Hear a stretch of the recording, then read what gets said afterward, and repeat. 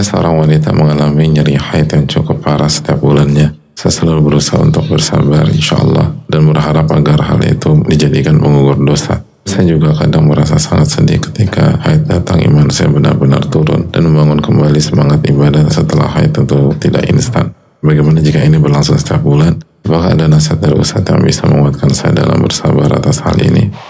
Yang pertama, haid adalah apa yang Allah tetapkan kepada seorang wanita dengan segala kemahabijakan Allah SWT.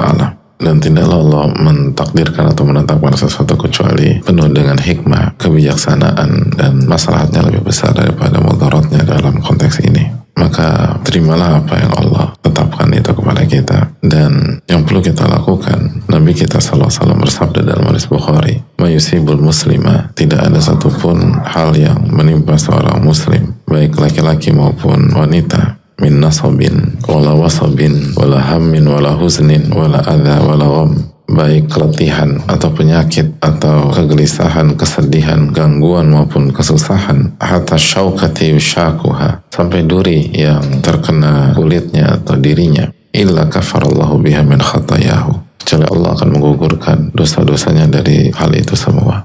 Maka ini adalah spirit dan semangat kita ketika menghadapi kondisi apalagi yang berulang setiap period haid kita. Maka yang harus kita lakukan adalah ihtisab, mengharapkan pahala dari Allah dan bersabar agar dosa-dosa ini diampuni.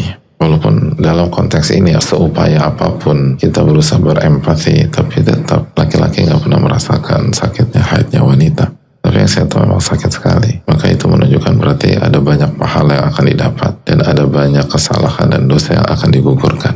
Lalu yang berikutnya, coba cek ke dokter. Karena sebagian wanita meremehkan atau menganggap ini hanya sakit bulanan, padahal bisa jadi ini bukan hanya itu. Dan akhirnya sudah terlambat atau akhirnya semakin parah. Coba cek ke dokter. Dan itu tidak bertentangan dengan ketawakalan. Karena Nabi SAW bersabda, "Tadawu wa la tadawu bil haram." Berobatlah, tapi jangan berobat dengan cara yang haram. Adapun ketika haid iman turun, itu tafsir yang disampaikan Nabi SAW tentang kurang agama.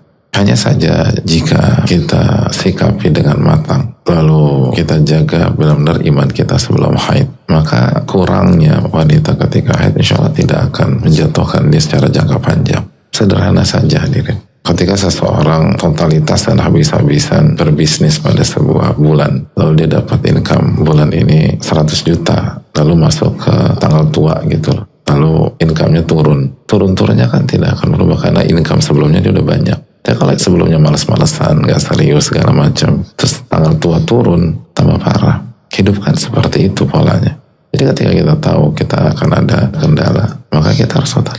Ya sama dengan konsepnya Nabi Yusuf. Ketika ada 7 musim pacaklik, maka persiapannya dari awal. Sehingga begitu terjadi, Mesir tidak kekurangan pangan, bahkan bisa share kepada yang lain pada saat itu. Kan semua demikian. Jadi ketika wanita itu tahu bahwa dalam kondisi period saya punya masalah khusus, maka harusnya persiapan imannya lebih kuat sebelum datang period tersebut. Dan harus lebih totalitas, agar kalaupun kurang, tidak akan merubah peta. Dan ketika period, kedepankan amalan hati. Ketika wanita tidak sholat, lalu dalam hatinya dia niatkan imtithalan, tunduk dan patuh pada larangan Allah. Saya ini udah siap kalau mau sholat subuh, dan saya ingin sholat subuh, tapi Allah yang larang. Maka ketika ia tidak sholat subuh karena mengikuti larangan Allah, maka itu ibadah. Karena ibadah bukan hanya mengerjakan perintah, ibadah juga meninggalkan larangan. Dan kalau dia beribadah, imannya naik atau turun? Naik.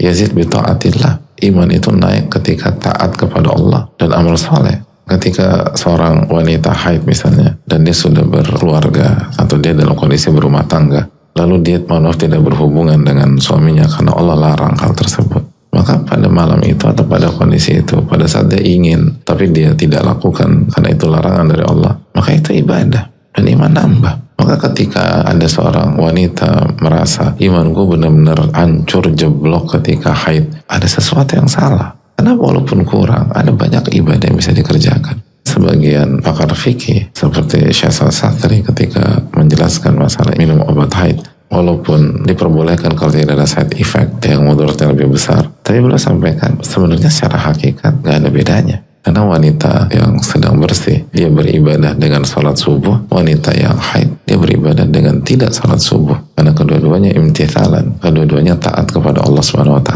Kita sholat subuh kenapa? Karena diperintah Allah. Nah kita nggak sholat kenapa? Karena dilarang oleh Allah. Sebagaimana orang yang sholat subuh karena hobi, nggak dapat pahala juga. Dan itu bukan ibadah. Lo kenapa sholat subuh? Hobi nih, enak badan gue kalau sholat subuh. Itu kan nggak dinilai ibadah. Innamal a'malu binniyat, amal itu tergantung niatnya. Wa innamal likulli imri'in ma nawa, dan seorang akan diganjar sesuai dengan niatnya. Maka ketika kita merasa iman kita tidak bertambah karena sudah 3 hari kita nggak sholat 5 waktu misalnya, maka bukan karena haid itu. Karena selama 3 hari itu kita tidak beramal dengan niat kita. Kita tidak menggunakan amalan hati. Itu kalau 5 waktu. Kalau kita juga tidak sholat duha, nggak sholat qobliyah, nggak sholat ba'diyah, sholat sunnah mutlak, lalu kita nggak sholat qiyamul lail atau tahajud, nggak sholat witir dengan niat mematuhi larangan Allah, itu sama ibadah. Dan nggak mungkin iman nggak nambah. Mungkin nggak semaksimal kalau kita melakukan gerakan-gerakan itu, karena itu tadi kurang agama. Tapi kurang itu kan bukan berarti rendah. Omset bulan lalu 100 miliar, omset bulan ini 99,9 M, ya kurang 100 juta aja. Tapi apakah artinya dia jadi pesakitan atau jadi berantakan hidupnya, nggak bisa bayar SPP segala? Enggak, no issue. Makanya kan para sahabiat, istri-istri Nabi SAW, ya imannya itu segitu deh. Nggak ada yang jadi wanita fajir karena haid, lalu imannya berantakan gara-gara haid. Tidak. Bahkan sahabat wanita di zaman Nabi lebih baik daripada laki-laki pada hari ini. Jauh. Siapa di antara kita imannya kayak Aisyah radhiyallahu ta'ala anha? Aisyah haid apa tidak? Haid. Jadi kadang-kadang kita kalau dengar kata kurang berarti berantakan. Enggak, beda. Kurang dengan berantakan beda, kurang dengan rendah beda. Seringkali bukan masalah haidnya, bukan masalah sakitnya, tapi kita tidak menggunakan rasa sakit dan haid tersebut untuk menambah pundi-pundi pahala kita, menambah ibadah kita dan amal soleh kita dengan niat dan ihtisab, mengharapkan pahala dari Allah dan berharap dosa-dosa kita diampuni oleh Allah Subhanahu wa taala. Dan kita rasakan benar bahwa kita sedang mematuhi larangan Allah Tabaraka wa taala. Maka adalah ladatul iman. Saya lakukan ini karena saya cinta dengan Allah SWT.